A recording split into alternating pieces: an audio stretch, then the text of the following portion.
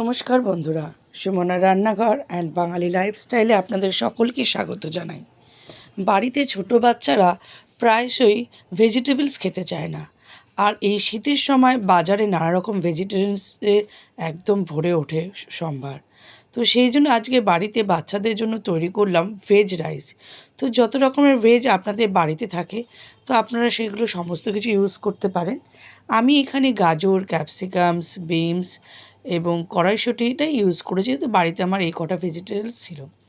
তো সেগুলো সমস্তগুলো কুচিয়ে নিয়ে কেটে রেখেছি এবং কড়াইতে সাদা তেল এবং একটু ঘি অ্যাড করে তারপরে একে একে সমস্ত ভেজিটেবলস আমি ভেজে নিয়েছি। আর অন্যদিকে জলও গরম করতে দিয়েছি রাইসের জন্য। আপনারা চাইলে দেরাদুন রাইস বা গোবিন্দভোগ চাল যে কোনো রাইস আপনারা ব্যবহার করতে পারেন।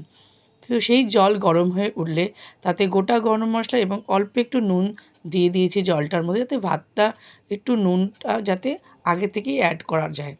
এবং চালটা তার মধ্যে দিয়ে ভাতও আমাদের ওদিকে অলরেডি কমপ্লিট।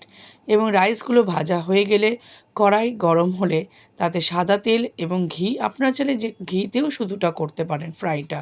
তো আমি এখানে শুকনো লঙ্কা, তেজপাতা আর গোটা জিরে ফোড়ন দিয়ে অল্প একটু রাইস আর তার মধ্যে ভেজিটেবলসগুলো দিয়ে ভালো করে নাড়াচাড়া করে নিলেই রেডি হয়ে যাবে ভেজ রাইস।